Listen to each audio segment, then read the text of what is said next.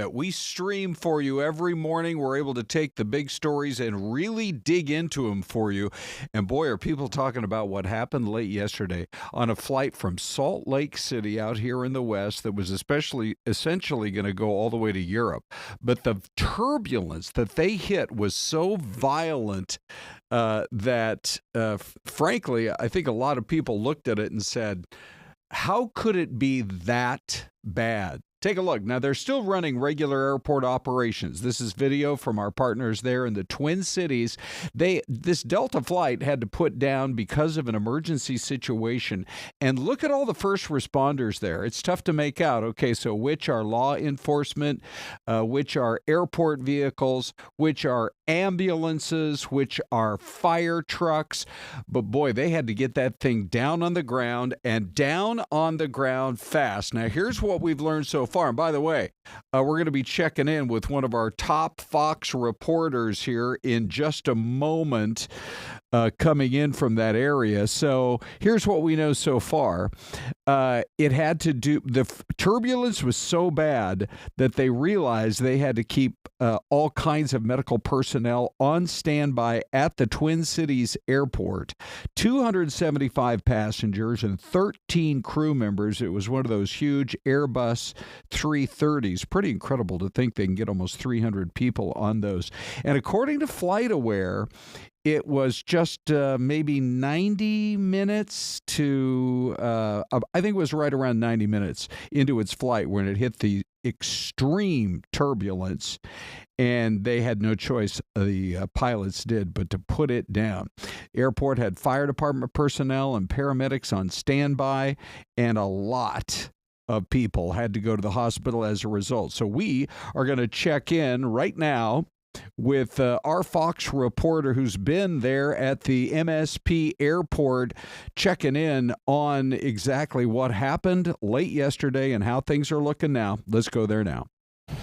Just before 8 o'clock last night, a Delta flight on its way from Salt Lake City to Amsterdam encountered what the airline describes as significant turbulence. Now, that plane diverted here to the Twin Cities, making an unscheduled landing at MSP, where first responders were waiting on the tarmac. They were there treating patients and passengers who were hurt in that bumpy flight. Delta says in all, 25 people on board were taken to local hospitals for evaluation and treatment, but no word yet on the full extent of those injuries. The airline says there were 288 people on board, including both passengers and crew members. And while the cause of what appears to be several abrupt changes in altitude is still unclear, data from FlightAware shows that Airbus A330 was cruising at 37,000 feet when, about an hour into that flight, the aircraft suddenly plunged. Air travel still the safest form of transportation, but turbulence is by far the leading cause of non-fatal injuries, including, well, accounting for about a third of all those commercial accidents. And while many injuries can range from just bumps and bruises to broken bones, over the past 15 years, the NTSB says 207 people have been seriously injured. That includes 40 passengers, but when you look at the numbers, the vast majority are flight attendants. Of course, the main reason passengers are always told to keep their seatbelts fastened, even during cruising altitude, is because while most pilots know ahead of time that they're about to get into some bumpy air, another phenomenon called clear air turbulence, far more difficult to predict. At Twin Cities International Airport, Bill Keller, Fox 10 Talks. Okay, so there's Bill reporting for us on Fox 10 Talks about exactly what was going on. I fly Delta, and I go in and out of that airport a lot. It's a humongous airport, Celeste. I don't know if you've ever flown into that airport, but boy, what a response. Yeah. And I think they had to with 25 injuries, and we still don't know the extent of those injuries, when it comes to what actually happened there last night. Ron, I'm sorry. We had a party foul. I dropped What my happened? coffee. Did you? Okay. Yeah. Anyways, carry it's on. Spreading. Oh, hey, you know what? It smells like a Starbucks Smells in here. good. Yeah, it does. My apologies. What are you drinking today, Celeste? It actually is like an espresso roast. Here. You just keep all that mess on your side. I'm okay? trying. I'm sure all of you at home and in the Correct. chat, this has happened to you. Look at Isabella's like, I no, know. moving out Celeste, of the way. here. By the way, here's what I've learned. Ready? I'm just going to reach down. I keep it out of the way as much as possible. Such is live TV/YouTube stream. Yes, it is. Uh-huh. Okay, well, we're a streaming show, and we go with the flow. Yes, Go we with do. the flow. When have you been on a flight that was as turbulent, or have you ever, not this bad, get this stat. This is going to blow your mind. I want to make sure I get this exactly right, because I think our audience is going to, this will blow your mind. We've all been on flights with turbulence. Yes, we have. Okay, so here's what we know so far. From the year 2009 to the year 2024, 200 people were injured because of violent turbulence. In other words, over the last 15 years, about 200 people, the number I think is just a few above that, were injured because of turbulence. And 80% of those turned out to be crew members. So just the fact that in one flight on one night, you had 25 people injured, when over the last 15 years, there have been injuries mostly to crew members. I think that's part of what makes the story really just so astounding. I don't know about you guys, but when I'm on a flight, and we're experiencing turbulence, I hate to say this, but it really doesn't bother me very much. We're going to open up the chat right now. Have you ever been on a flight that had extreme turbulence? And not even extreme, just turbulence that was enough that maybe it gave you an upset stomach or whatever. I like to ride roller coasters.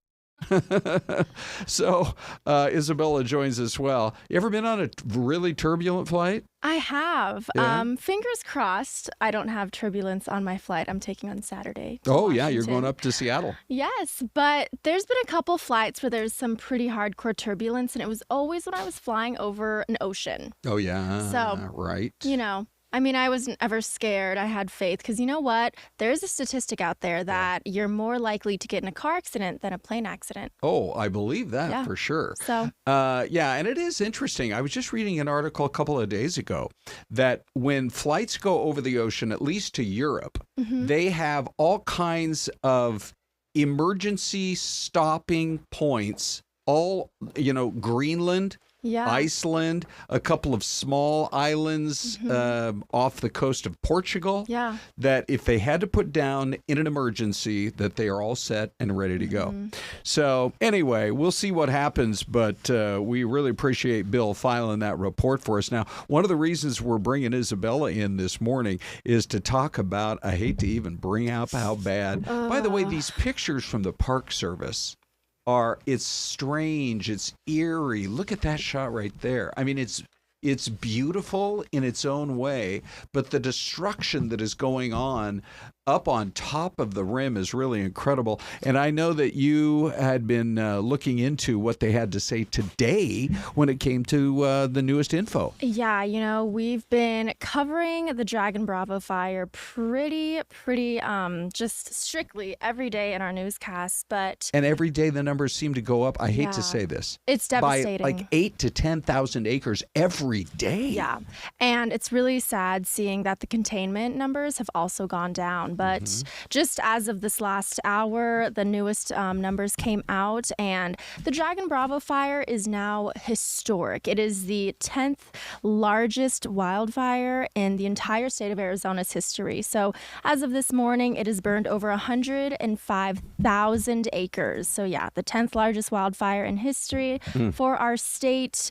And there's just so much controversy around it. A lot of people are criticizing those on how it was managed, because initially it started from a strike of lightning, and then it was let to continue burning as a controlled burn. But clearly it's just gone out of control. Now it's out of control. It's out of control, and it's so sad. There's over 250 people that are displaced, pretty much everyone on that North Rim who are working as a ranger or just for the park or even a vendor, restaurants, all of those things are gone. And something else I saw that was really sad was a lot of historical buildings are threatened. Yeah. If they're even still standing. Kaibab Lodge is unfortunately pretty close by, and the lodge at the North Rim already burned. Do we know who?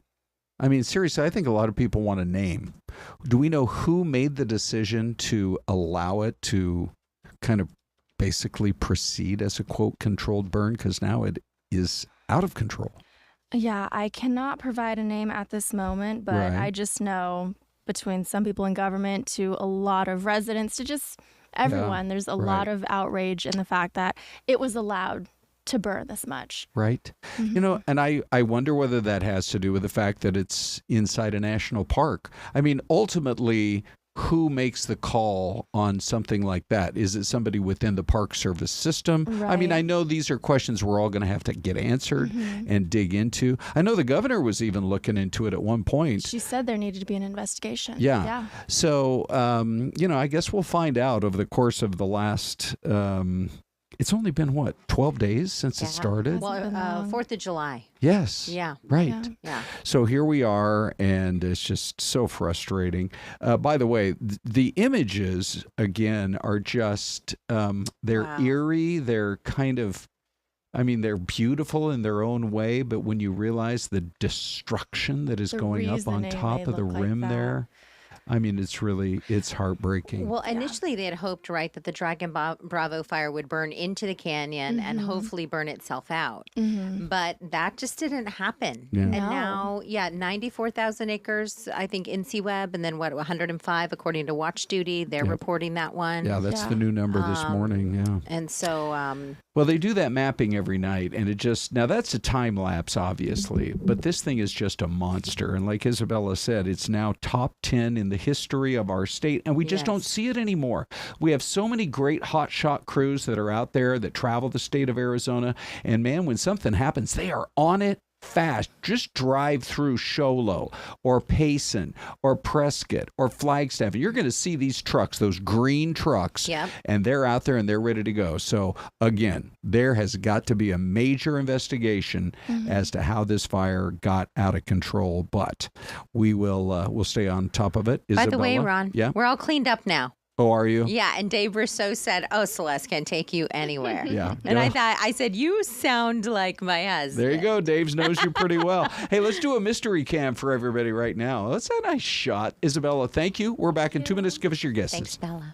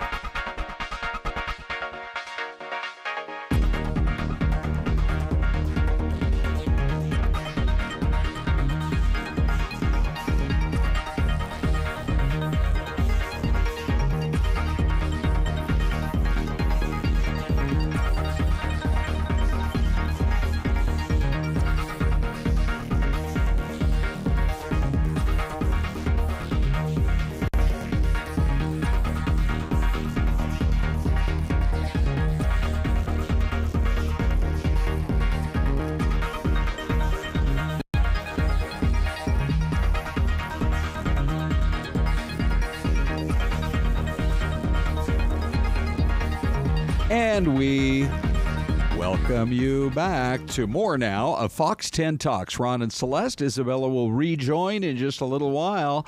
Syleste, are we getting any guesses on the mystery cam? We do have some guesses. Okay. Husky Mom says Kansas. Darren Lloyd, Oklahoma. Frankie D is in the house. In the hizzy. Sherry Nevada Pup. She said MC has her stumped this morning. Really? It's Okay. flatlands. We don't see a lot of mountains, right? Right. We do have like a small downtown area. Yeah.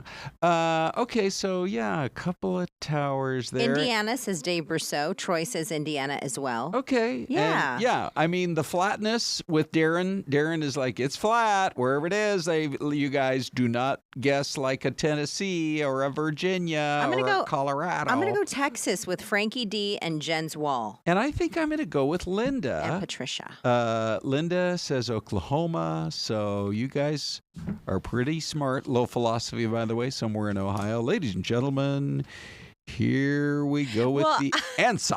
I think that the mystery cam was in the papers that spilled with the coffee. Oh, that it got I thrown into the garbage. We have no answer for the mystery cam? Let's see if Dean Fazzini, the amazing Dino, or whoever's in live control, can give Brian the answers. For those of you who are just chiming in, I had a big faux pas, and you guys are kind of laughing about it in the chat. And thank you for that. Joe Malik says, Denton, Texas. Oh, look at that. Hold on. Did somebody Syleste. actually guess Denton? Let's see. Denton, Texas, Patricia Randolph. Wow. So, Patricia, you know your stuff. Yeah. Let's go back and look one more time. Does she know? Patricia, do you did you live in Denton? Do you have family in Denton? Maybe you passed it going through a road trip or something? Is that the University of North Texas in Denton? I'm trying about to remember. to go to... I drove through Denton once. And what was that like? I'm trying to remember. Texas Women's University. Oh, Texas Women's. Wow, it's beautiful. Yeah. I just saw that they have a beautiful old Alton Bridge and a Clear Creek Natural Heritage Center. Nice, good. Wow. Whenever we decide we're going to take the show on the road, yes, which we might as well do someday. Why not? But what we'll do, Syleste, is we're going to get you one of those not spillable coffee mugs. Thank you, with Ron. the lid on top. My apologies. But let's go to Denton. Denton, Texas looks like a great town, doesn't it? It does. Can you know what we could do probably? What's that? Dip into Denton. Okay. And find a cool diner. Right. And maybe we go live in the diner with the streaming show. Okay. How cool would that be? I have to just look up one quick thing about Denton, Texas. I want to make sure this is the town. I think it is. It's north of Dallas, and I was driving from Dallas. Yeah. You're driving from Dallas up to Oklahoma. Yeah. So I stopped in at, I hope this is the right town. Let me check and make sure they have a Subway in Denton. We're dipping into Denton Subway. Oh, yeah, they do have a Subway. And Syleste, you won't believe, this is my one Denton story, and you guys in the chat will love this. We go into the Subway in Denton, and the guy says, what kind of cheese you want? And I said... With your Sammy. Correct. And I said, provolone. Okay. And he stares at me like I'm from Italy. Uh-oh. What? Provolone. What kind of cheese? Yeah, where are you from? Provolone? You must be not from here. Yeah, like we got cheddar and pepper jack, and that's about it. Yeah, it was a new word for that particular employee. Wow. Do you like provolone on your... What if you go into either a Subway or your favorite local sub sandwich shop, what cheese do you get on your meat? I usually go with whatever comes with it. Like I love a good Jersey Mike's. Yes, sure. Mike's way no onions, please. Okay. Extra jalapenos. And what cheese? I'll just probably go with like I love American cheese. On my burgers, on anything. Good. Speaking of burgers, we had burgers this morning, right, Ron? Yeah, we did. 7 brothers came in. Not all 7. Only 4. Was it 3? Three. And they're already out in Queen Creek. I've been to their burger place there out in Queen Creek. Love it.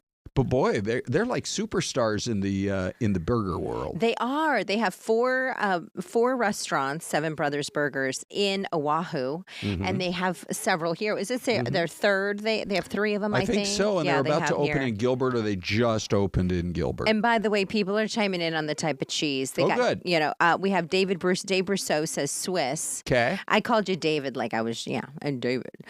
Charles David, in fact, says provolone. He's a provolone guy. why. Let's take just a moment to salute Frankie D, who had to say he had to bail. Oh, he had to go to an appointment or something? It said, good day to Ron, Syleste, the Bellabomb, Dave, the best FTT family. Meeting time, much love. So we hope he comes back to us soon. All right, on to some of our other stories this morning. And this story about the 40-year-old cold case is, I think it's really gaining a lot of traction, and a lot of people are talking about it this morning. This is a picture of a young lady, and talk about great detective work and never giving up on a case. So a body was found in a dumpster 40 years ago here in the Valley, and now they know who it was. This young lady, 14-year-old Renee Isabel Nilsson, Nilsson. She went missing back in the 80s. The body was found. The case went cold until just a couple of years ago when the county medical examiner's office brought the case to some new DNA technology, to what's called the Doe Project, like a Jane Doe and a John Doe, that kind of a thing, hoping technology would do it. And sure enough, they identified her as the daughter of a California couple who had reported her missing, and then it was just a few weeks later that her body was found.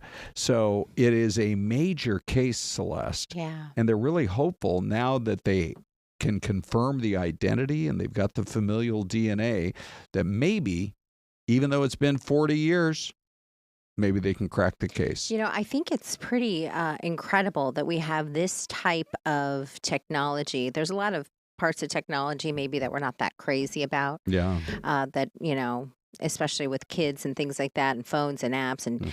But I think this is something, and it's really interesting how it's really helped crack a lot of these cases from so many years ago. Yeah. And I mean, is it groundbreaking or controversial anymore? I mean, it's been around now for a good 10 years. Yeah. And it seems like it really gets the job done. I mean, from the 1980s, can you imagine also kind of a bit of closure for this family when you have a child that goes missing? Yeah, it's a good point. Out of California, and they probably for all these years thought, was she trafficked?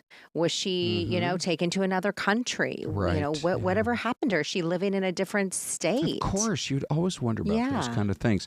Hey, another story that we're following, it was almost midnight last night when they had to do a rescue on a mountain. Look, we talk about the fact that when the heat really gets cranked up here in the Valley, look at this. This was a rescue just before the midnight hour, as well after 11 p.m. last night, where a hiker had to be rescued from Glendale Mountain. A guy in his 20s was rescued after telling his parents he decided he was going to go for a nighttime hike at the Thunderbird Conservation Park, which is out there at about 59th Avenue and Deer Valley Road. They have all those cool hills and mountains up there. Oh, it's so pretty. It's so pretty. But the firefighters say the man's parents went to the area because they got concerned. They're like, he's been out there for a long time. Let's drive over there. And they found him, and they could tell he was feeling ill. So the crews were called out, and he was taken to the hospital. We are awaiting an update on his condition. But heat stroke can happen in this town in the middle of the night. Well, and I think it's an important point to make that he told his parents, like, tell people where you're going. You know, if it's a friend or parents, family member, whoever it is, because, you know, what if he'd been stuck out there all night? You know, and then someone found him when they were doing an early morning hike. Like, at least he got some help right away. Hey, thank goodness for that you got a cell signal. Yep. Or at least, you know, he did the one right thing, which is to tell your parents or friends or loved ones, look, I'm going hiking. This is where I'm going. Yes. And then, you know what? If it's approaching midnight and your hiker has not returned, whether it's your son or a friend or whatever, you jump into action. And crews got out there, and we hope he makes it. But at this point, we just don't have an update. But for people who are new to the Valley, and maybe this fella has been here for a long time, I don't know. But it can be shocking what it's like to go on a hike this time of year. Absolutely. And then one of the other stories that we were following, this is heartbreaking, but it has to do with the heat. And there's a fellow, man in his 50s, who was working in the attic. He is an HVAC guy. In fact, he recently started up his own business. A year ago. It's people's dream to do their own business. And boy, something went very wrong because up in those attics, temps can hit 120, 30. They estimated it was 150 degrees up in the attic in stuffy conditions. You're in a confined space. Yes, and dewy. In Dewey. Yeah, so for those of you who, and we have, viewers up in our higher elevations, but if you live in the valley, Dewey's a smaller town. You'll pass it as you're headed towards like Prescott Valley. Up to Prescott. And so it's Valley. technically like central Arizona, which is a little cooler than the valley. And family members are just dealing with the shock here. And here's a little bit more about what they were having to say. They were on the side of the house, and his partner said, "I'm going to go get some drinks," walked around the corner of the house. When he came back, Matt was on the ground unresponsive. Just hold your loved ones, because you never know. He was so young, and there were never any signs that anything was wrong. Isn't that a beautiful picture? Look at him right there. You can see the sparkle in his eye. Here's somebody who was finally going to get a chance to start his own business. And everything went south on that job. And we just send our prayers out to that family. And the heartache is real, and it's going to last, I'm afraid, for a very long time. But again, it's just a reminder about the heat that we deal with here in the valley, but also in other parts of Arizona. I was looking at Crystal's forecast today, and it's pushing for the next several days. It's going to be pushing 90 in Flagstaff. That's real. And there's a lot of people up there who don't have air conditioning. Correct. Because most of the year, we don't need it. Right. And then I think there was a heat warning she was talking about toward the bottom of the Grand Canyon. Here's another problem we run into. People will be up at the top of the rim, and it's 80 degrees or in the 70s or 80s. By the time you get down to the bottom, it can be 110. Yeah. So that was a heat warning or a heat advisory that was issued for the bottom portion of the Grand Canyon, because that heat can really get to you, I think, particularly from about 4,000 feet all the way down. Yeah. All right, really Celeste. Important point. We're going to take another break, and then we're going to be talking about, well, we have to. Gosh, it's flying by this morning. Yeah. So we're going to show you a building that they're fighting over whether it should be demolished for a new building or should it be saved. And then Kamala Harris, is she about to run for president again? It's all coming up.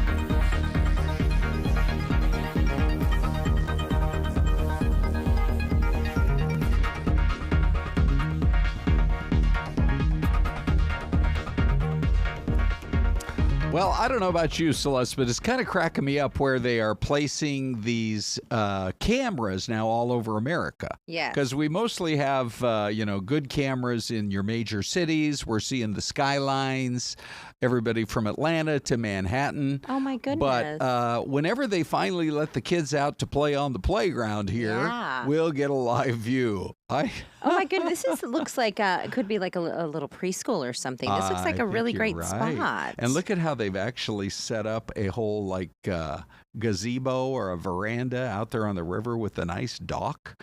You could jump in that water and cool off. It's sort of hot all over the USA. All right, so we have a story this morning about, this is going to shock every University of Arizona grad or football or basketball fan from the last several days, and primarily, I think, it's because of one of the most prominent names to ever come out of that university's athletic department, athletic programs, is now facing, it looks like, a pretty serious federal case. We are talking about none other than Gilbert Arenas. He has been charged, Celeste, with allegedly running an illegal gambling business out of his mansion in California. I think we may even have, some social media post, happier times, but I think we even have a picture of this house where supposedly this was all going on. Now, the DOJ announced the charges late yesterday, and he and 5 other people were arrested in connection with a gambling ring. And so he's 43. He's been charged with 1 count of conspiracy to operate an illegal gambling business and 1 count of operating, making false statements to federal investigators.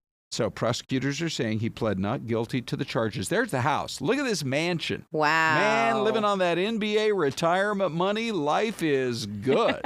Well, according to a report that I'm reading online right now, Ron, it said, according to the Justice Department, Arenas rented out an Encino, California mansion to host illegal poker games. Okay. And if convicted, he faces up to 5 years. Let me just jump. Yeah, go ahead. Guys play poker every night all the at time. their neighbor's house, at their buddy's house. I'm glad you're What asking. makes this so different? Is it because it was larger amounts of money? I mean, Ron, if you're playing poker at a neighbor's house, you guys all have a large amount of money. Oh, Celeste. I mean, here. I'm trying to think.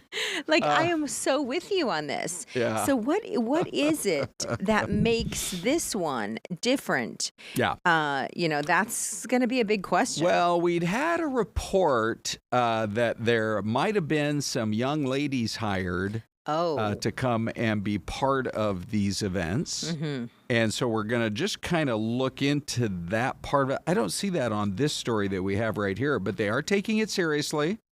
Trial is already set. They set a trial date yesterday. They're not messing around. It'll be a big court case in L.A. unless there's some sort of a plea deal taken. It's set to begin on September the 23rd. He was released on $50,000 bond. But if you move in circles where you're betting more money, is that what this is all about? But look right there. Open to engaging in prostitution. Oh, no. So I think that may have been what set off the alarm bells. We will continue to follow that story for you. But you hate to hear about, innocent till proven guilty in this country. Absolutely. But you hate to hear about anybody going down the wrong road. So this is another little tidbit of info for all of you. According to the indictment filed by prosecutors in Los Angeles, he directed Arthur Katz, this 51-year-old, to stage the games. Okay. He would get the home ready, collect rent from the other individuals accused of also being involved in the scheme. Okay. Are they involved in the scheme, or are they betting big money? It says they were involved in the scheme. They would manage the illegal gambling being done at the home, according to the indictment. These are people from all over the world, apparently. Really? That's according what it says. Anyways, this is according to an online news source. But it's you bring up a good point about the amount of money being used, and then obviously the prostitution thing. Right. It's here it is. A photo of a poker table included in the indictment. On the table, it said Arenas Poker Club. So I guess, well, think about it. In Maricopa County, you have the Indian nations. They have their casinos. Correct. But if you or I wanted to pop one up right here across the street, okay. Let's say police leave their headquarters when they move to the new headquarters. Okay. There'll be an empty building. Okay, Celeste, I got you. There's an empty building, and me and you get in there and start this whole thing. I think they need to explain it more. Look, if there's prostitution involved, then it gets really serious. Yes. But guys play poker every night over at their buddies' houses. So what's the real story here? We're going to try to dig into it. But nevertheless, we'll follow it for you between now and September. Celeste, you're very interested in the story of the health tracking app. Oh, and so yes. here are the details that we have been able to determine so far. 60 different healthcare companies. It was announced yesterday by the president. I watched some of the news conference. Yeah, so I think you did yeah. too. RFK Jr. was there. Dr. Oz was there, and the president. And so what they've done is this whole collaboration with the healthcare companies and the big tech companies. Ask me which ones. Which ones, Ron? Celeste. Amazon, Apple, and Google. 3 of the biggest names out there. Yes. Why don't you ask me which healthcare groups were there? Which healthcare groups were there, Ron? Thank you. United Healthcare and CVS are just 2 of the names. So the whole idea is to allow patients to access and share their medical records across various platforms and apps, and then share that if they so choose to opt in with their doctors or even with AI-driven health tools. Are we heading toward an era where AI is going to be as smart as doctors to be able to answer your questions? You ask it a question, here's what we're dealing with. And is AI going to tell you what to do? Well, here's the thing. I think it depends on how you describe it to AI. Yeah. What if you say something to AI, maybe you're seeing a red rash, but it's really a purple rash? Yeah. And then it gives you a wrong diagnosis. Well, it seems to me that, look, I'm going to get on the soapbox for a minute here, Celeste. Are Ready? we talking about rashes? What type of rashes? No, I'm talking about AI. There are cowards in the AI business. Yeah, that's true. And so some of these apps, like during the election, the campaign, yes. I would go to 1 or 2 apps and I would ask it questions, and here's the response I would get. Ready? Elections are really complicated topics. Oh. We can't really delve into that. And I'm like, I'm never going to your app again. What a coward. That's cowardly. That's correct? very cowardly. It's somebody who doesn't want to get sued. Well, guess what? There are enough apps out there now with really smart computers that will answer your questions, and you will lose your business. Yes, right? Absolutely. Okay, so anyway, that is... I am skeptical that AI is going to take the place of doctors, but I guess anything can happen. Will you jump on this new health tracking app voluntarily or not, Celeste? You know what? I don't know. I'm actually thinking about it. After listening to what the president said yesterday, it's an opt-in program. Yep. But the deal is Dr. Oz was up there, RFK Jr. was up there, a whole host of different leaders were up there talking about that it would give you the power to have access to all of your medical records. Yeah, So that's then, good. so then what the doctors are looking at, right. and you have the information at your fingertips to go, I want to go see this doctor or that doctor. Okay, we'll see how it all goes. Can I bring up, do we have the pictures here of the former vice president of the United States? As they're bringing up the video, Ron, Yes. Sherry Nevada's pup, she says she wouldn't trust AI to make her a sandwich. Hey, ladies and gentlemen, Sherry Nevada pup with the line of the morning on the friendliest chat online. And Darren Lloyd has a comment here. I wish we could see. I believe it was Kamala. He said she should open a restaurant and call it Word Salad and make the menu confusing. Okay, let's go to our poll question. So she announced yesterday she's not going to run for governor of California, which a lot of people thought she was going to. Gavin Newsom, I believe, is term limited out. She's probably the most prominent name in Democratic Party circles, maybe outside of Nancy Pelosi, but I don't see Nancy Pelosi running for governor. No. She likes her life in Washington. So here's our poll question this morning. After the announcement, now what do you think? She's not going to run for governor. Do you hope she runs for president in 2028? Here's the QR code poll. 74% say hold on. Stand by. I don't Yeah. think we updated yet. The answer is supposed to be yes. I hope she runs because that'll guarantee another Republican in the White House. Yes. Yeah.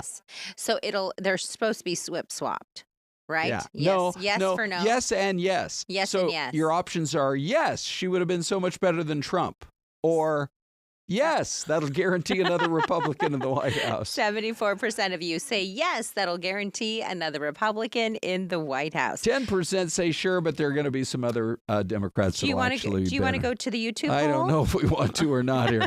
But real quick. The no, YouTube we has don't have it. changed. The YouTube is updated. Yeah. Oh, really? What do you here, see? I'll share it with you. Yeah. YouTube says, yes, she would have been much better than Trump. That's 25%. Okay. Yes, that'll guarantee another Republican in the White House. That is 55%. Okay. And sure, but there are several Democrats who'd be better candidates. 20% voting for that one, and 20 comments. Hey, by the way, Dave's off today, but look at this, you guys. Isabella is Bella in on Bomb. the Dave cam. Hey. Did you find any interesting comments, Isabella? I did, yes. Let me pull those up right now. And I did fix the megaphone, so that should be all sorted out. But okay. yes, couple of interesting comments. Both sides are commenting. Okay. 21 comments at this point. One of those comments reads, no. Someone else says no, ... but she would have been great. Someone says weird poll. Someone said too soon to tell. And someone says I hope not.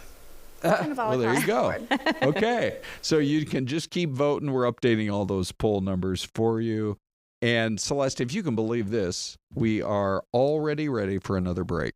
It doesn't oh even my seem real, goodness. does it? What is the situation Where here? am I? Is this Yeah. real? Let's see. By the way, Dave is just saying, I changed as I was about to cast my vote. I picked number 2. And also, look at everybody saying good morning to Bella. Husky Mom is like, Bella. Clear glasses, Bella. Mr. Paul Low Deline, philosophy. too. Oh, by the way, she's going to join us in the next segment with some really fun stories to talk about, including Syleste. The new iPhone is supposedly going to be foldable. Uh-huh. Here's your question. Will you flip and go to that? Or will it flop because do you really want a foldable phone? And I is have it an opinion. really going to cost like $1,500? That's That all is coming a up flop next. to me.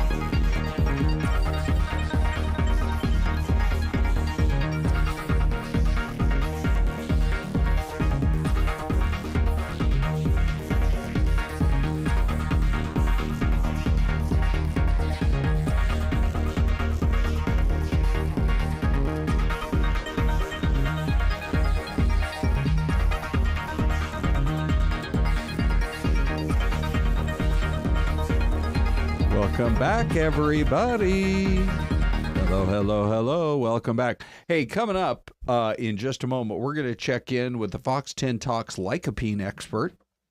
That is Syleste. Did you know this about her, Isabella? I don't know what lycopene is. We're about to learn, Bella. Yeah. We're about I'm excited to learn. Yeah, no kidding. We have designated Syleste as the lycopene expert because in her story today, in her Syleste story, it was amazing. She talked a lot about lycopene. And the benefits. Yeah. Okay. But before we do, let me just show you this building. You guys decide if this should be saved or should it be demolished. Ready? Here we go. We just report on these stories. We let you decide. Save it or let it come on down. Now, look, here's the history of it all. Look at that. The finest foods. Here's the whole story. 16th Street in Thomas. And this is the wacky. Well, hold on here a second. So the this is 16th Street in Thomas, and there was, you can see right here, this goes all the way back, I think, to the 1950s or 60s. Look at this. Merchant's Luncheons, 70 cents. 1617 East Thomas Road. But, so it's the guy that owned it, Wing F.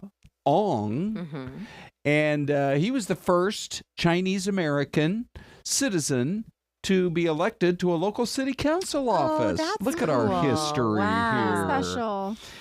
So anyway, there's a coffee company that's talking about, hey, it's a kind of a neat old building, but we're going to move forward. We might demolish it. But now we just heard they're going to meet with the Preservation Society, and maybe there's a compromise where they can include, like, I do like that. Look at some of those kind of those cool really 50s and pretty. 60s design. Mid-century design. Yeah. You know, I think Phoenix has gotten a lot better over the last few years on preserving the history. Especially the mid-century stuff. And I think, you know, like Chinese history here. We have some Chinese churches. Yeah. And the Chinese were brought here. Was it World War II?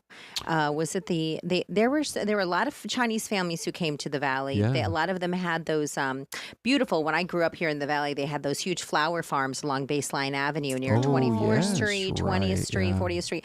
A lot of them, you know, grew those farms. We have a long history with the Chinese. And can we just point out that this is so interesting to me. While Europe has been dawdling and not bringing in a lot more flights, and I give Air France all the credit in the world. Yes. They launched a daily, I believe it's daily now, nonstop from Phoenix to Paris. But a lot of these cities across Europe have no idea that we have 5 million people here. And so I think Air France took a chance. At first it was 3 days a week, and then it moved to 5 days a week. But here's the situation. All of a sudden now, a lot of smart folks over in Asia are looking at Phoenix and saying, we want in that market, and they do want to fly to Asia because it's amazing over there. And we have the Taiwanese semiconductor that they're, you know, is built up in the Northwest Valley. So we have a lot more coming here. Phoenix has a very tight connection with the Chinese universities. A lot of Chinese students come here to ASU. So, So Starlux announced that I'm just going to punch my own camera up here. Stand by, everybody. It usually takes a couple of ticks there.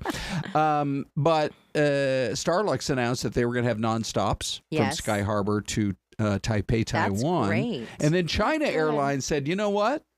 We'll see you and we'll raise you one. They're going to beat them to the punch and start offering nonstops to Taiwan even before Starlux does. So hopefully we get some good airfare wars going. Wouldn't that be nice? It'd be nice to fly straight from Phoenix. Yeah, and thank you, Dave Brousseau. Dave Brousseau said, I miss in the chat, I miss those flower farms. He said they were Japanese, not Chinese. So thank you for the correction there. But people who've lived here a long time, they remember those families that grew those flowers. Yeah, no kidding.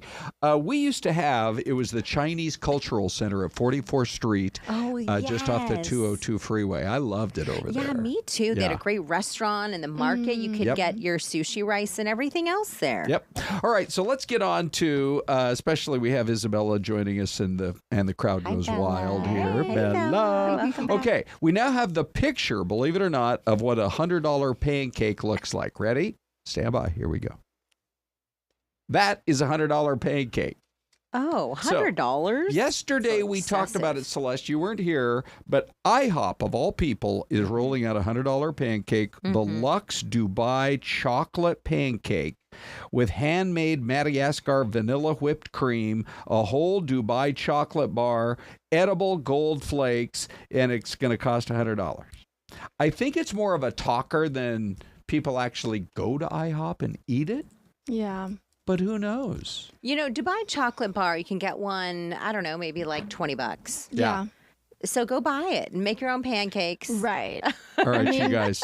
You know how Gold we... flakes don't even have a taste. Just make it at home. Yeah. If you really need it. There you go. You know, the other day, you guys, when we did Let's Ask AI. Oh, I'm so glad you Let's mentioned ask that. AI. Ready? Because Here we go. Darren Lloyd is talking about AI. Oh, good. Yes. Here we go. Let's ask AI. I'll do, if either of you guys have your phones, here we go. I'm going to ask it. Ready? Stand by. Here's what I'm going to ask. About how much tops should I pay for some pancakes? Pretty simple. But they're not pancakes, Ron. They're Dubai chocolate pancakes. Correct. But I'm just going to get just a sort of a general feel here from AI How on much should this. I Ready? pay for Dubai chocolate pancakes? Okay. You're right. Here we go, Celeste. Or wait, here's a quick guide. Fork and knife with plate. Diner or casual restaurant.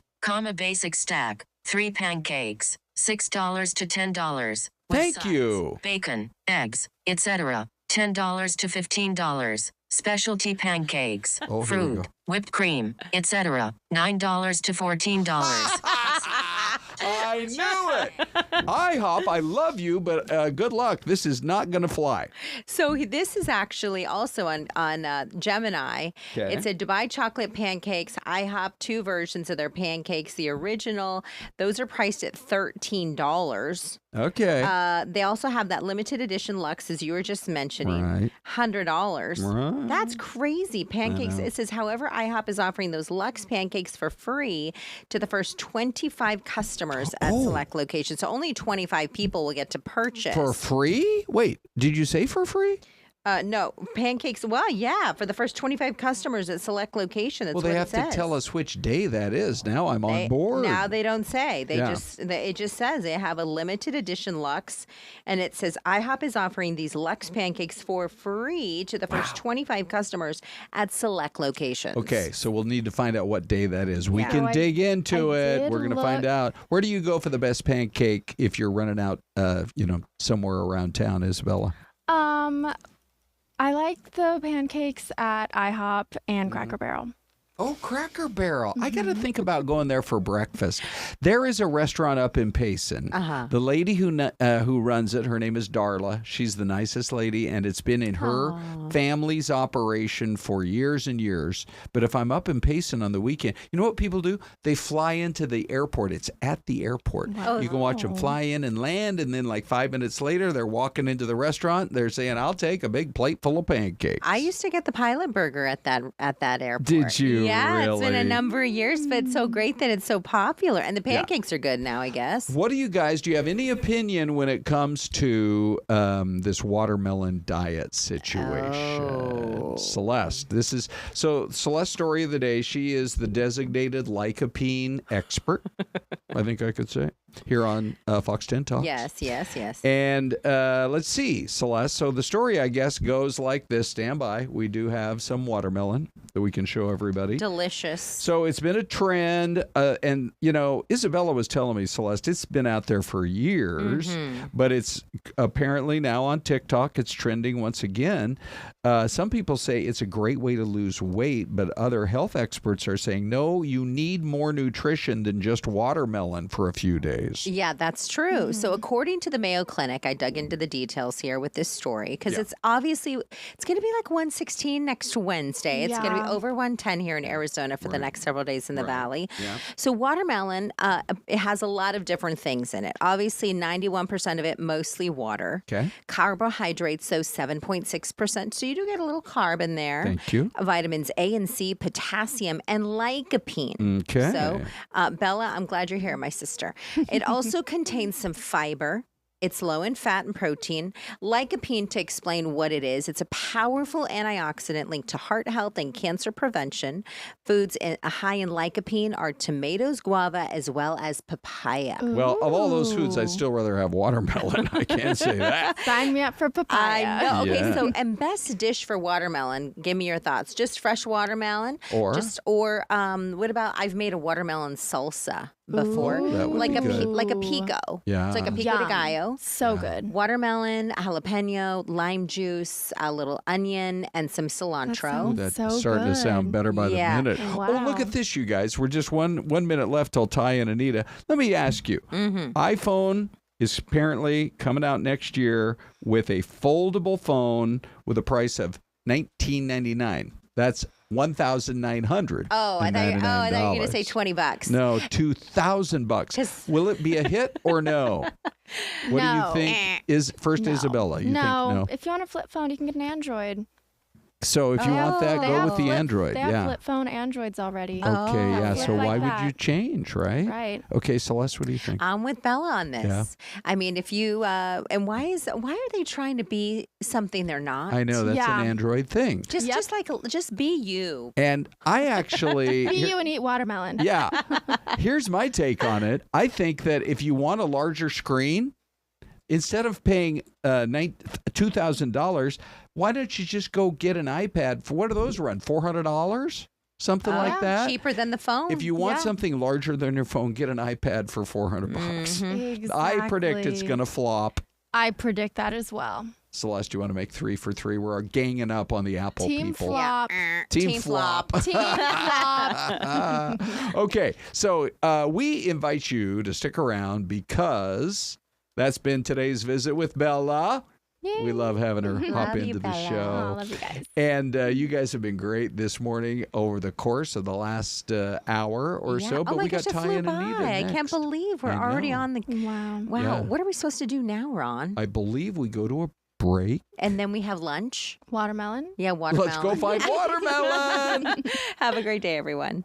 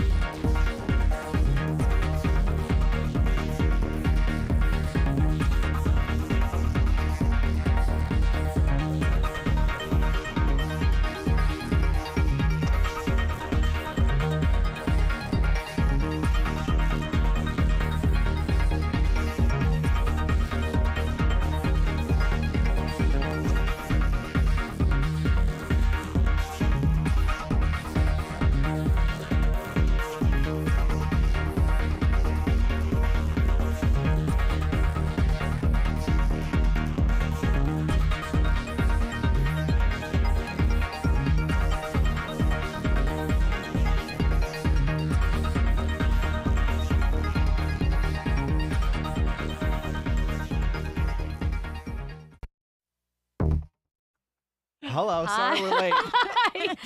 Only Hold 10 on. seconds. Hold on. 12, 13. Wow. Well, throw can we us under talk the about bus. it? Can we talk about New Year's resolutions? Not yet. New Year's resolutions? Are a great thing to do. We're talking about New Year's how's yours resolutions going? already? You know, when you're halfway through the year, sometimes you got to do a little check-in. And do you want to talk about yours now? I think I have a couple, but what were you? You know where I'm going since we were 13 seconds late. Being on time. Oh. I'm a serial, like... Tardier? No, She's just like get there like... Right at time. Right, yeah. Yeah. Well, then you're not my late. New Year's resolution was working on being earlier. Oh, and how is that working for you? She's here. She's here. She's here. We were the ones that were a We little were the late. ones who were late. Yeah, well, sorry job, about that. Thank you. Kinsey, welcome on in. Take the little wins. Yeah, that's true. Do you ever forget your passwords because you have so many? Because right now I have no idea how to log into my laptop. Well, and we have to change ours, every now it's 6 a year. months? I believe now it's a year. Really? Yeah. You know what I used Very to do? secure. Instead of doing just like, I just go down because you have to do like 95 letters, 14 numbers. I just add Special a character. I do too, and then a special character. So I just go down the keyboard add of the my same special character. Yeah, so like exclamation, the next year is the @ sign, the number sign. Okay, one year, and I'm not joking because someone else told me the same thing. They were like, your word can't be in English. Do you remember that when we changed passwords and I did a password and it's like, it can't be like in the dictionary. So my work password is in Spanish. What's your password? Tell us your password. That was a good one. Clever. Good try. But it's like, Just kidding. tomates deliciosos 3957637 exclamation point asterisk. Wow. Very secure. Do you use the same password? We don't really For all know of why them, we're talking yeah. about Yeah. passwords. Anyways. Do you use the same password for everything? I have like a couple different ones. I do too. Oh no, I have like pretty much the same with like maybe a variation here or there. I forget. I do too. All right, well, we're kind of talking about passwords and phones and all of this because ADOT is warning about a lot of people getting this text. And guess what? I got it yesterday. I got one yesterday as well. I got one a couple weeks ago, and it's so real. It's so real. I was with a Except for- photographer who got one too, and he opened it. I deleted it immediately. I don't know if you can I see think it. we had a graphic on it. Oh, did we have not? a graphic? that? Oh, maybe we do. Isabella, Hold do on. we have a graphic? Nope, that's not our graphic. Well, hold on. I'll Well, just we just asked- hold it up. It's fine. Thank VO3. you. There That's it is. It is. So that's what it looks like, and it does look legit. Except for there are a couple telltale signs because here in Arizona we don't call it the DMV. That's what we call it in Illinois. Well, I think a lot of California. states. I think Here every it's the state. MVD. Yeah. right? Motor vehicle Division. Yes. So that's kind of a telltale sign that it says the Arizona State Department of Vehicles, DMV. I'm going to be honest final with notice. you. I didn't even catch that yesterday. I knew it was a scam because we've talked about it, but I didn't even catch that. Well, there's also like some spelling errors in some of these that are going around as Grammar. well. And I thought this was interesting. So it says if I don't take action by yesterday. Oh no. Did they They're If going to unresolved. it says it's going to report The me. 31st is today, right? Oh, you're right. So You better good hurry thing. up. Yeah. you can still make it. This is what I also thought was interesting. It says it's going to transfer to a toll booth and charge me a 35% service fee at a toll booth. Okay. We don't have toll booths in Arizona. No, we don't. Sammy G says, same Anita, I rely on my phone to remember all my passwords. Now, see, Sammy G, I'm just going to tell you that the experts say do not put it in your phone because if someone gets a hold of your phone, they get all your passwords. That's true. But what about the Face ID, that whole thing? I think hackers That's can hack. true. That's true. And then it's all in one spot. Yeah. But it's hard. Every password needs like a lot of different stuff in it. And for some reason, the sheriff's office is coming for you, Ty. I know. Sammy G also says she always calls it the DMV. I do too. Yeah. But it is here in Arizona. But the a lot of these MVD. texts, they're getting a little fancier with how they look and everything. They look and I feel like legit. it is kind of easy. I don't know if this one has a link on the bottom, but you does. almost want to be like, oh, I'll click the link to see if it's Yeah. real. But then they say if you click the link, then it just takes off. The one that you got though doesn't have like that Arizona the logo. No, on top. mine so doesn't. That's, okay. No, that's mine- not. I think that's something that they just. But sent their out. website is www.azdot.gov, which is the actual website. But then it has some extra stuff at the end. So the other day I was like, I really wanted to like see what kind of page they send me to. But then I was like, I'm afraid if I put that on like my work computer or if I actually go to the website, what it would do. But yeah, it looks legit, except for the who sent it. I don't know if you can see. Let me pull this up From again. like a random email. It's just like a random email with all sorts of weird Yeah, that's characters. what mine said So too. that's kind of a telltale sign that that's not legit. You said the scams are getting so good. I got one from Wells Fargo once saying, hey, did you spend like $3,000 at AutoZone? So, of course, I'm like, did you spend? And he's like, no. And so then it said, here's the number to Wells Fargo. Call it to let us know if this is a scam or, if you're getting scammed. So I almost called it, but then I Googled and searched the number to Wells Fargo, and it was a different number. That is crazy. But it was close. Because if you click that, then you think you're on the phone with Wells Fargo. You would know. Yeah, and then you're real talking person. to someone who's an agent saying, like, well, give me your, what are the three, numbers of whatever. Your PIN number, whatever. Yeah, whatever. Crazy. It's scary. And remember, we had the FBI. Friday. He was retired FBI last Friday. He was a great guest, kind of talking about how Arizona, unfortunately, is one of the states that these scammers target, because we do have kind of an older individuals that kind of retire here to live in the beautiful climate. But unfortunately, they're kind of preying on these on these Victims. vulnerable these individuals. I would also think too, it's Arizona. We have a lot of people from other states that come here. So even when you first see that text message that says the tolls, if you come from a state that has a tolls, I mean, now I've been here long enough that I'm like, well, obviously we don't even have toll roads here in Arizona, but it just kind of seems like routine, or DMV. Other states call it DMV. I wouldn't even So think why to. wouldn't you, unless now you know. So if you're watching this, don't. Do you want to talk about the story you covered yesterday? Kind of a crazy this is story, crazy. Kenzie. And I know I think we also, don't we have the video of the dogs? So this is a hoarding situation. So this is the woman. This is the woman. wow. She is 68 years old. Where's this video taken? This was taken at the intake center here in Maricopa So you County. were allowed back there? No, We were this not. was- They gave us the video. Wow. But yes, this is the heartbreaking video. 11 dogs, multiple cats in this home. They were caged. It's so sad. We were at the home yesterday, you guys. The smell coming from there. And you didn't even go horrible. in. We couldn't go in, but just standing outside, there were dog crates piled up outside. These 11 dogs were found without food, without water. They were abandoned there for 2 weeks. Wow, locked in the cages? It's a miracle that these dogs are alive. How and why did she abandon them? What led So up to she that? was evicted from this home, but this is when the sheriff's office got there. We actually have an incredible animal cruelty unit, the sheriff's office. they're It's great. a The 4-team, mesh, but they try and be everywhere. But they got to the house, dogs crated and caged, dogs inside and outside. The woman was evicted from this home. She was not allowed to be living there. But here's the sad part. She moved just 1 block away. Okay, so when she was evicted, she just left everything all and the left dogs. the dogs. Left the Left the dogs. house and everything. Left the house. But she moved just 1 block away. So those dogs were at this house 1 block she away. knew that they were there. Yes, and just left Well, them what there. about the people who Evicted her. Evicted her. Yeah. She Did was they- evicted by, I believe, her landlord. Okay, so she did the could have landlord- taken the dogs So with in them. the 2 weeks from the eviction to yesterday, when The house was just left there. but the landlord never went in to check to see what type of condition it was left in.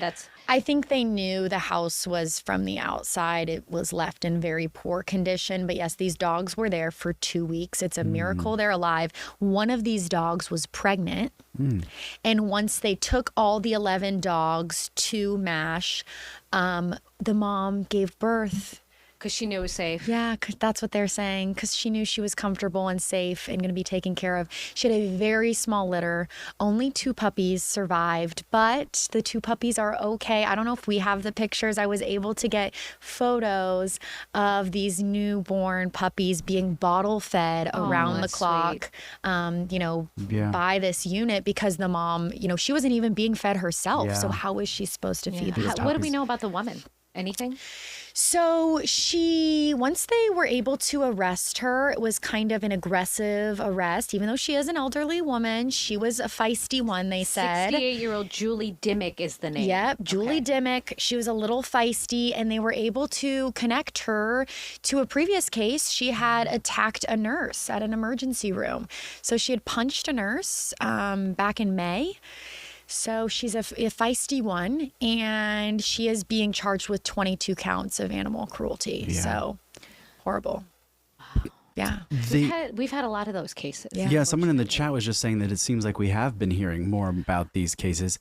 And someone in the chat was also saying that she needs help. And I think that's, it's and really a lot of these sad. cases that I think we've all covered these types of cases where it's the owner maybe gets a little bit over their head and then they kind of are stuck with between a rock and a hard place. This is interesting because just a couple of weeks ago they passed and the governor signed Jerry's Law into law, which stems from the Chandler, I think it's 55 if I'm not mistaken, the 55 dogs that survived out there, and that's still pending in court and all that. But Jerry was one of the dogs that survived in a wheelchair, and the law basically gives police and people a little bit more, I guess, freedom, accessibility to get these dogs help sooner. But in a situation like this, no one knew they were there. I mean, did you talk? Were you able to talk to We walked neighbors? around yesterday. This actually happened in Litchfield Park, which is an unincorporated area. So a lot of people around are kind of a little off the grid, I would say. But back to Jerry's Law, how you were saying, we were talking to the lead of the animal cruelty unit. Unfortunately, this woman they're only able to charge them as misdemeanors. So these are all misdemeanors in this case. And I know a lot of people are saying she was not in the right space to take care of these dogs. And that's the number one priority. Now these dogs are in a safer place. You know, she can maybe get the help that she needs, and these dogs will now be taken care of. The dogs, actually, I saw someone asked if they're up for adoption. Yeah, are they the all dogs okay? are being quarantined right now because they were sick. They contracted Giardia. So they're being quarantined. They're getting the dogs to be healthy, and I would assume that they will then be up for adoption. You know, we were talking because you showed me this video yesterday, Kinsey, and it was kind of interesting because when they walked in, the dogs didn't immediately bark or anything. They seemed like they're kind of well behaved almost. Well, I wonder, maybe lethargic. They haven't eaten. Well, that could be it too. Yeah. Sad. No They're AC. just, They don't have any water. There was no power. Oh my gosh. Wow. It is sad. It is sad. Yeah, a lot of people in the chat are saying kind of mixed reactions on this story, saying that she obviously needs help, but you know, you can't just leave dogs like that. And she probably knew that the dogs were still there and left them. So And she was just one block away. Yeah. So That's that is kinda sad. But the dogs are expected to be okay, and that's all you can hope for. And they were saying a lot of times it's hard to see a case through to the end, so that's what made this different. All right, so Kinsey, thank you so much. Thanks, guys. Next time a happy happier story. We'll be right back.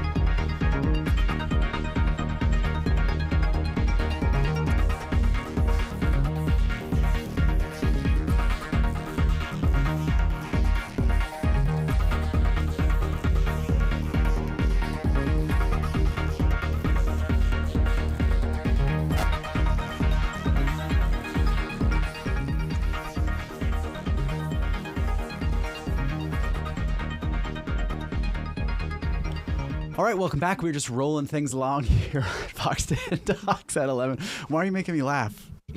I always make you laugh. I know. We're just kind of, it's Thursday. We're just kind of rolling with the punches here. Insanely. If you can't tell, we're kind of tap dancing, waiting for our guest to show up. But we'll talk about this. What kind of socks are you wearing? Oh, socks. This is boring socks today. They're like, I don't know what these are even. Are you struggling over there? No, what are these? Like pattern. Oh, just weird. Boring. Pattern. Okay. Boring. Hey. Mm-hmm. So Forbes came out with the world's 10 biggest companies. And for the 12th straight year, this company topped Fortune's Global 500 list of world's largest companies based on revenue. Can you guess what it is? I don't even know what you just said. What is Google. the world's biggest company based on global revenue? Google. Oh, that's a good guess, but you're wrong. Walmart. Oh. Walmart was number 1. Okay. Followed by number 2, Amazon. Uh-huh.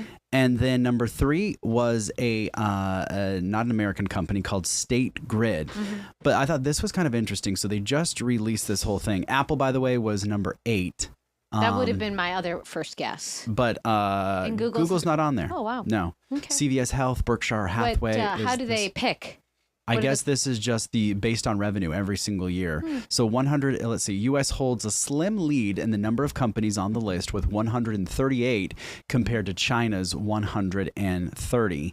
Now, I thought this was pretty interesting. Listen to this. Between the lines, the number of women CEOs at companies on the list reach a record high of 33 female CEOs. That is up 5 from the year before. Do you think women are smarter than men? You know what? Some days I think they are. Other days, not so much. Just kidding. Do you want to talk about yours? Well, your story? Yeah, we just found little talkers, and if anyone in the chat is on TikTok, I think this applies to any type. Are of you on TikTok? I have a TikTok, but I'm more of an Instagram user. Yeah, I'm all about I think the it's way Instagram, easier, too. and I like the format. TikTok, I feel like just kind of like gives you weird. Weird videos. Yeah, but I do find myself kind of just aimlessly scrolling on TikTok. I don't put any videos on TikTok, but I am a posted TikTok a couple observer to try it. But so they're saying the dark side of TikTok diet culture. 17% of Americans will always be on a diet for life.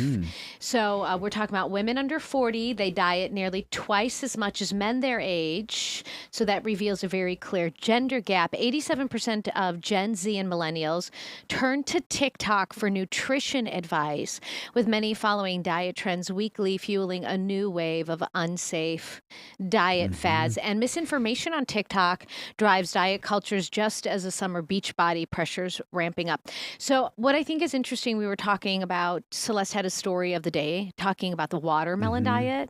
I love watermelon, and if I buy a watermelon at the store, I'm going to eat the entire watermelon so it doesn't go bad. But they were just talking about how that's just not a really smart thing to do to get your information. We were talking to Dr. Natasha Bouillon, too. Remember, and she was talking about how a lot of people are going to AI now to try and self-diagnose themselves, and that also is causing some issues when they actually go see a health provider. They're like, well, you should have been here 3 weeks ago to get this treated. So I think, you got to take everything with a grain of salt, especially things on TikTok. Dave says, I'm done working out today, so no TikTok for me either. Sammy G, women are always looking for new recipes. Same reason I go to Pinterest. Oh, that's true. I do find some interesting things like that as well. So, and Lil Philosophy says all this is going to do is fuel more body dysmorphia. That's potentially true, too.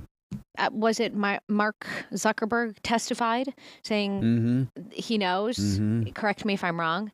But we had some of the CEOs and heads of these companies saying, yeah, we know what we're doing. Yeah. We're getting in their heads. And then Darren Lloyd is talking about my socks. So he says, so knowing that every day people are seeing what socks you wear, you come in with boring socks? I know. They're not that boring. Look, they got some going on. Do you feel a lot of pressure? Now I do. Now tomorrow morning, as I'm getting dressed, I'm going to be thinking about Darren Lloyd, trying to figure out what socks I'm going to wear tomorrow. Do you have an idea? I'm going to knock Darren. What camera am I on? Darren, I'm going to knock your socks off tomorrow with the socks I'm wearing tomorrow. I'm not here tomorrow, so will you send me a picture? I'll send you a picture. Do you pick out your clothes the night before since we get up so early? Yeah, helps kind of streamline Does that include socks? Of socks, yes, that includes socks. So tie and socks? The tie and socks. Back to school today. Yes. We had Oops, a hold on. number Oops, of. wrong one again. Hold Keep on. trying. There keep it is. trying, Keep trying. A number of different schools. We're trying to wave our guests down. School districts went back to school. They sure did. Sorry. This is feeling like a Friday, but it's only Thursday, it's my you Friday. guys. Hi, come on in. So we're talking to a doctor today. We are. Dr. Espinosa is joining us here live this morning. Doctor, good morning. Hi. Thanks for coming in. Good morning. We're sorry Nice to and kind of close for just us. bring in like this. We're it feels like a Friday around here. Oh. But we're glad you're here. We don't have to work tomorrow. I wish, right? So let's talk about this because we're talking about kids going back to school. We need to get them vaccinated. And what are some of the major vaccines that kids have to have before they go back to school? Well, it depends on their age. Okay. But really once they start school, like at 5 or 6 years, depending, then they should have all of their, primary series immunizations. The ones that they get at 4 years old, which is kind of like what people refer to preschool vaccines, are usually your measles, your chickenpox, tetanus, your polio, those vaccines that are really, the ones that they get right before or the year before they get into school. Okay. But they should have had all their series when they were babies too. So what if they didn't? I think Ty pulled up a statistic. Yeah, where they're kind of talking about, because we've seen some of these things that we thought were kind of dead. Right, like the measles. The measles. I've heard of cases of the mumps popping up, but we've seen immunization numbers go down. So that means fewer people are vaccinating. Talk a little bit about what that means then and why the vaccines are still important. Yes. No, it's very unfortunate that immunization rates have gone down, especially during the last couple of years.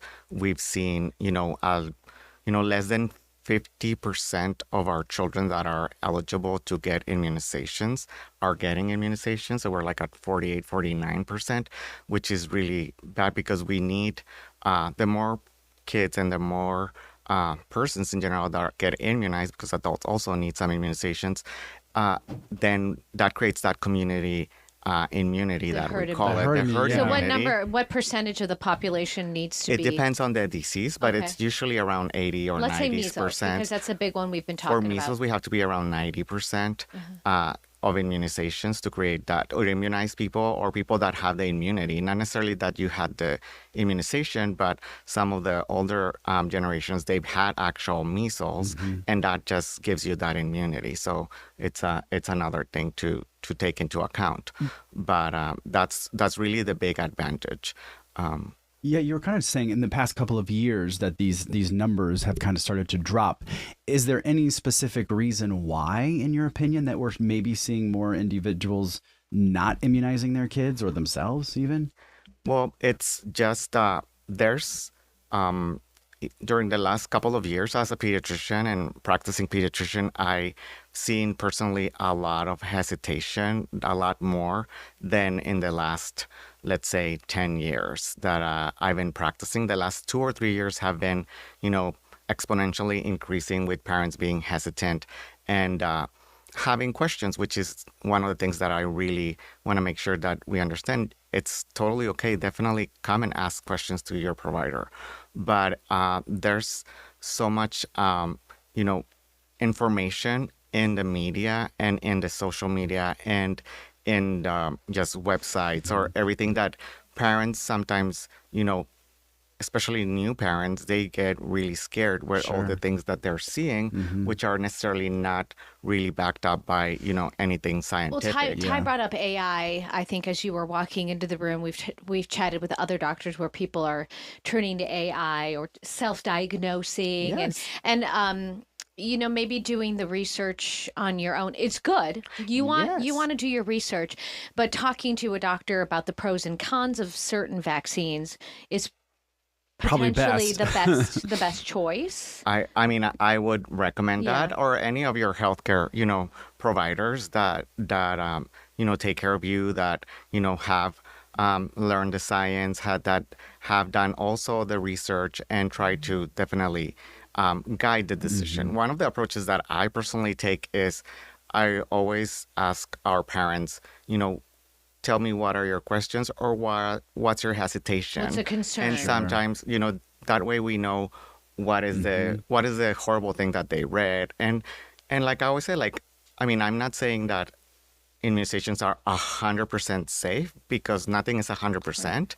but definitely there's a lot of benefit versus risk that has in it. And we want to make sure that we have that explained. So nothing that would say they're 100% effective, I would believe, and nothing that says they're 100% bad, I would believe either. So we have to have in both what sides. case or situation would you not recommend immunization? There's very few cases, and those are basically you have to, definitely talk to your provider, and those are the kids that are, or persons that are very compromised with their immune system that either cannot get an immunization because their immune system is really not going to react to it, or that the vaccine would be too much for them and they can cause some harm. It's very rare, but that's the reality of it. Examples would be like people that are unfortunately undergoing chemotherapy or transplant patients. Those are kind of like, there's congenital immunodeficiency diseases that people are just born like that. And those would be like the exceptions because there's a lot of, for example, misconception about egg allergy with the influenza vaccine. That's one of the big questions. Yeah, that is a big one. And those are one of the recommendations that since last year and this year, there's no contraindication for getting flu immunization, even if you are allergic to eggs. That's interesting. That's very you don't think about things like that, but that's why. If you have any questions, make an appointment. Go see a doctor. Because science keeps evolving. So one of the things that I always say is our vaccines are getting purified, and if anything, all this hesitation has helped for science to go back and take a look and take really a lot of, or whatever things out of them that we really don't need and make them, even safer. Yeah. Dr. Espinosa, we have to end right now in about 40 seconds, but if folks want to get more information and maybe you said you're a pediatrician with Banner, how can folks get a hold of you or your office? Well, they can definitely, go online to, bannerchildrens.com or Banner Health. And they can, find a list of all of us pediatricians. In the West and East Valley, we have it's 50 general pediatricians that can happily be able to take care of our kids. And I think Anita said it best. If you got those questions, best to talk to a doctor. Talk to an expert. Yes. That's okay, the you best. guys, Des and Ron are coming up next in just a few minutes. Have a great rest of your day. Doctor, See you Monday. Thank you.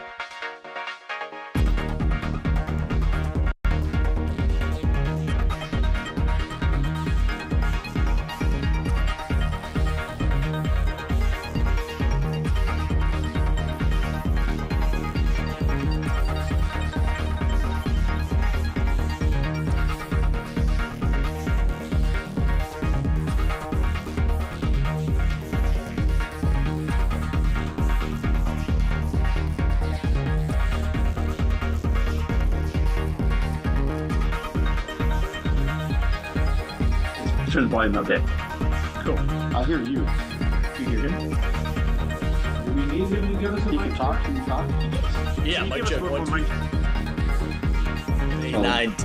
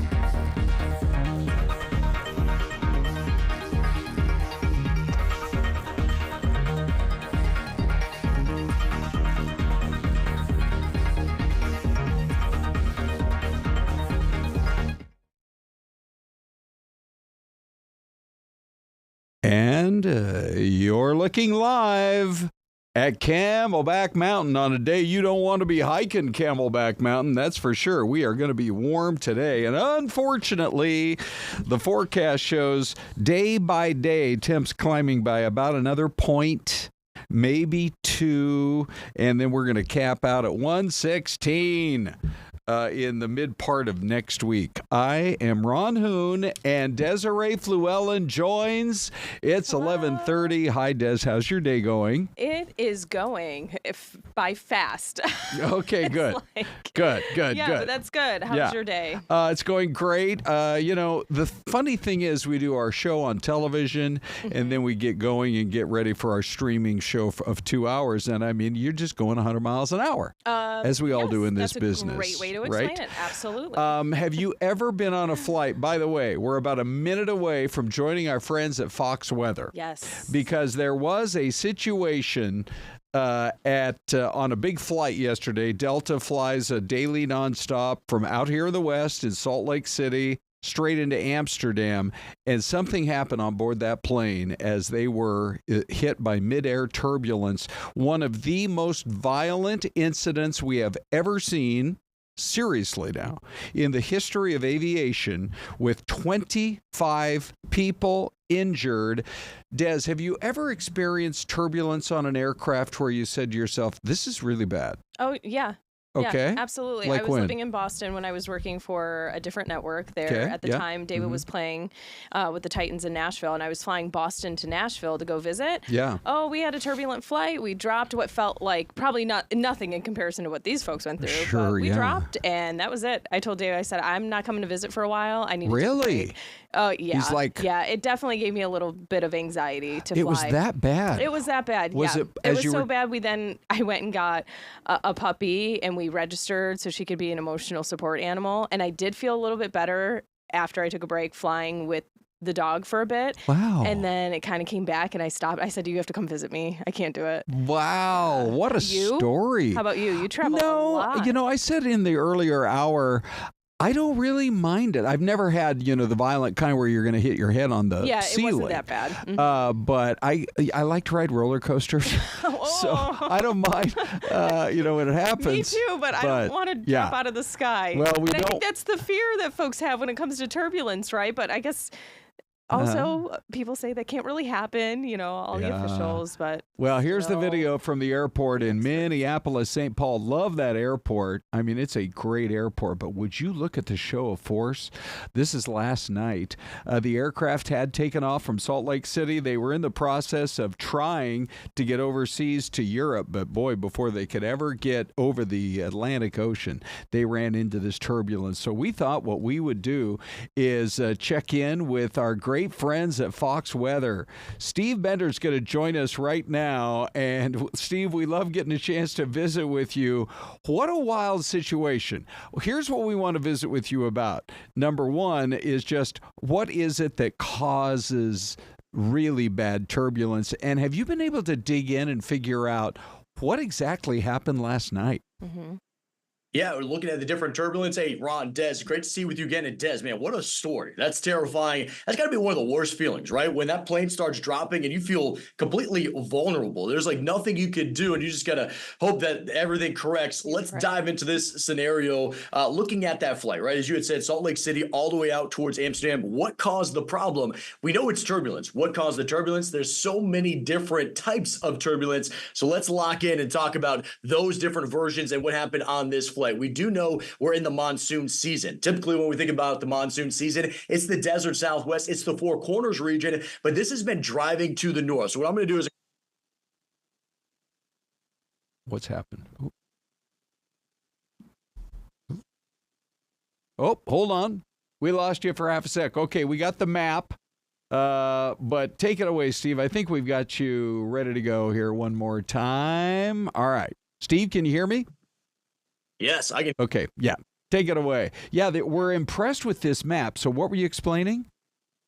Yeah, so what I was going to try to show is that we have the monsoon season. This has been picked up, though, lifting north. So when you start looking at those areas like Wyoming, and you're still in the Rockies, so there's different types of turbulence. There's mechanical, and immediately you're thinking, okay, is that the airplane's problem? Is something going on? No, that's actually the topography at the surface. We're going to dive into that in just a moment. And then there's thermal. Thermal is when you have those intense thunderstorms on into the afternoon, that radiating heat from the surface combined with those cold the cold air descending, right? We're going to show you this all, but what ends up happening is the pilots are saying, hey, we're losing altitude. We need to make a safe landing. And when you look at the current turbulence around the country, where are we seeing it start to pick up? Well, we got a couple spots back in Denver and those same areas in the desert Southwest. Look at the East Coast. Des, you were talking about Boston, that flight. We're going to dive in today on Fox Weather. We have a massive flood threat for the Northeast corridor, but even if you're trying to fly, I mean, all the major airports out of New York, Newark, LaGuardia, JFK, they are at a ground stop right now, and this is only the beginning.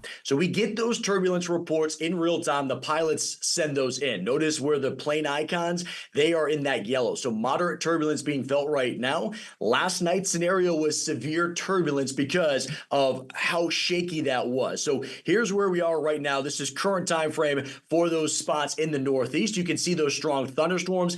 This is what was causing a big problem yesterday in a different portion of the country. By the way, if you want to check this out, we got Bob Van Dillen. He's on air on Fox Weather. I encourage you to jump over and check out that stream if you're interested in these storms. But let's dive in, Ron and Des, about turbulence and what causes this, especially yesterday, what made it so bad.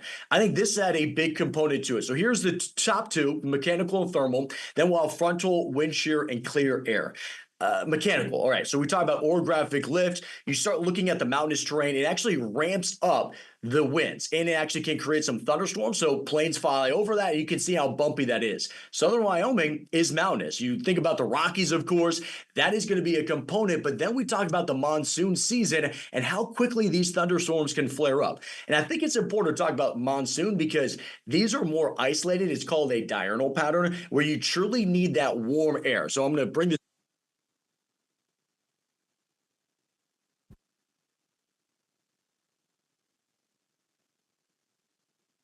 All right, Steve, we are going to, seems like every once in a while we're just losing Steve's mic, but these graphics, right, Des? Okay, yeah. I think we got you back. Take it away. I mean, what is it? Ron What's and Des, happening? you know what? I think it's every time I bring up the graphic full, they say, silence Steve. He's talking too much. Let's just look at the graphic. So I'm just going to keep me on the screen. You're stuck with this mug right now. So when you're looking at that, all I was going to do is show you that warm air feeds these storms. But with a monsoon storm system, at times they can be isolated. So what we're looking at in the Northeast, that is a frontal boundary coming through. They're widespread. And if you're looking at a pilot, you're trying to reroute and you can get around that. But these can pop up so suddenly. You see the blue arrows? That's that cold air descending. And that's what really can change the altitude of these planes dramatically. And typically what we could see with these bigger events like what we saw yesterday, this could have been a major component of that combined with the mechanical aspect. I think all of that has a factor in that. Now, that's not the only type of turbulence because I know everybody is flying, right? And you're flying in different regions of the country. This is typically what we're seeing in the Northeast right now. There's that cold front that's sweeping through, smashing that warm air that we've had all week long, that heat dome that you and I were talking about earlier in the week, right? Well, now we have this cold front that's clearing it out. And a lot of people are excited about, getting calmer conditions, cooler conditions. But to get that, it has to be that frontal boundary that comes in first. What ends up happening is that cold front is cold, dry air. It's more dense. It is diving underneath that warm air. And again, you can get that dramatic rise and change in the altitude of the plane. The last one, this is the jet stream. This is the wind shear. I would look at this one. Whenever we talk about tornadic conditions, it's the changing of the wind direction with height. That's what this is showing us here as well. Wind shear, the winds at 10,000 feet could be coming out a different direction than the surface winds. And you're not going to see that at the surface. You're not going to notice it. But as pilots are climbing in altitude, that's what they're measuring and why oftentimes you'll see that steep embankment with planes as they're leaving an airport because they're going to try to steer into this and have a smooth kind of takeoff or landing. And then the last one is clear air. And I know for you guys that are in Phoenix, a lot of times you're saying, hey, it is completely fine outside. We got blue skies. Why is my ride so bumpy? Maybe it's going to be the jet stream, a massive dip in the jet stream that comes into northern Arizona or even into southern Arizona. And on the edge of that jet stream, you can see the winds. There's a difference in that's maximized, and you can start to see this bumpy nature of the airplane. With this, by the way, I think the big thing with the jet stream is, have you ever had a flight, Ron or Des, where they're saying, hey, look, like, I'm sorry for the delay. Thank you for being patient with us. Don't worry, we'll make it up in the airtime. We're actually going to arrive 30 minutes earlier. Yeah. That's typically because they're riding with the jet stream. So it's like that nice little boost. You're kind of getting Mother Nature to give you a good shove through the entire time. That's because the jet stream rides west to east. Typically, if you're going east to west, you could get a bumpy ride because you're going against the jet stream. So it's like something kind of holding you back the entire time, and it's resisting you. And it could get a little bumpy. Well, and Steve, I'm sorry if I missed it somewhere in your explainer. So the situation that did happen yesterday with these folks on the plane, I mean, you also measure turbulence intensity. So did they experience, was it light, moderate, severe, extreme?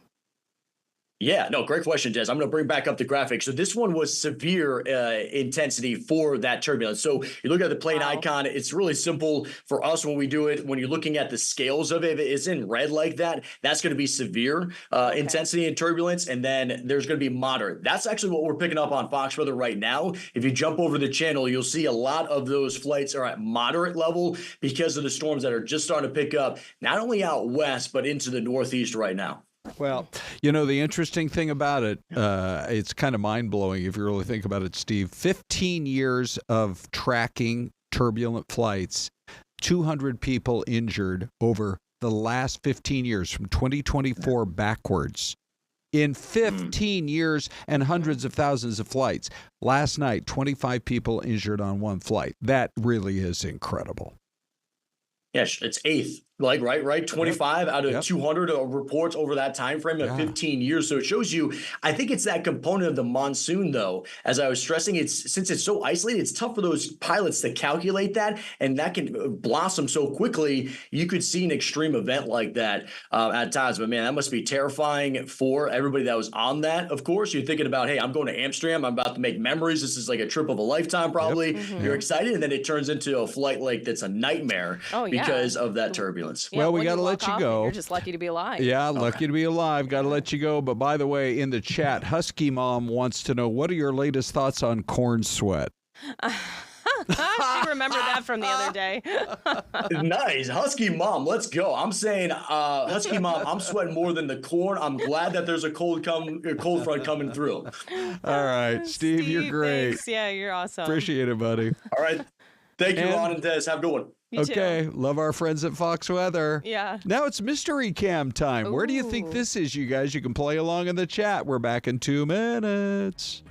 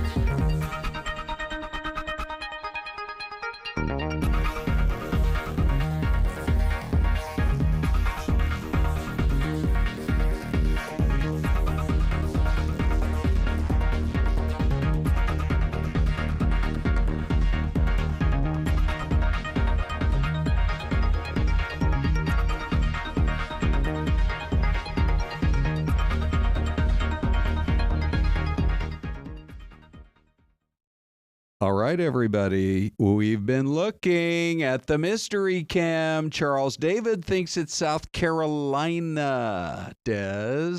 I'm going to go Virginia. Really? Okay, great.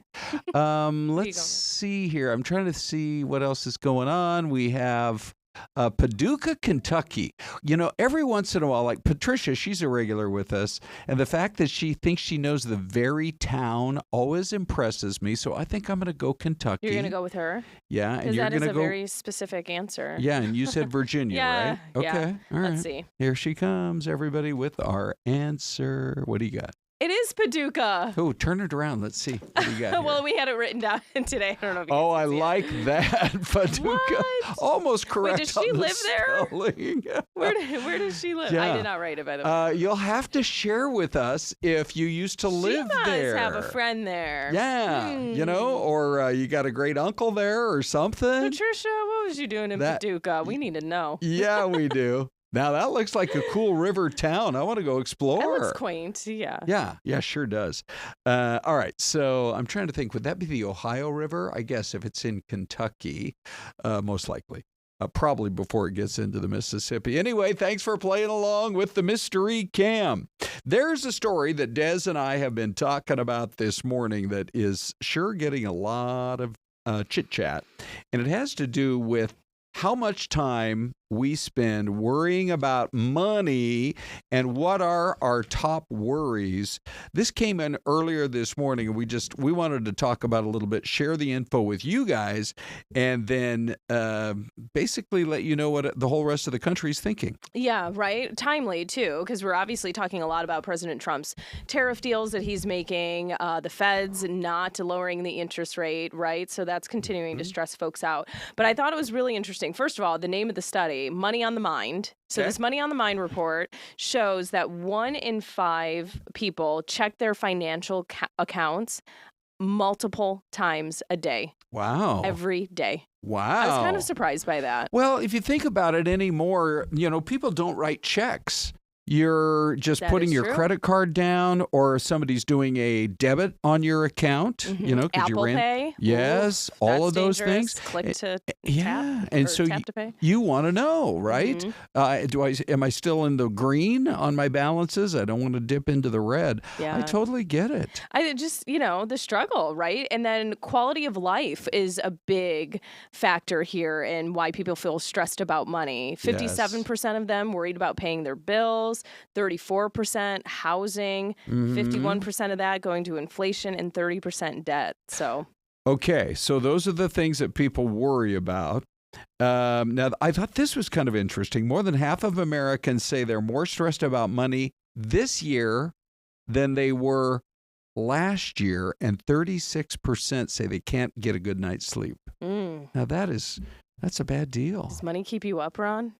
I will say this. No. When I first go to bed, I'm usually so dog tired, I'm out in 5 minutes. Right. But I do wake up sometimes in the middle of the night and I think about stuff.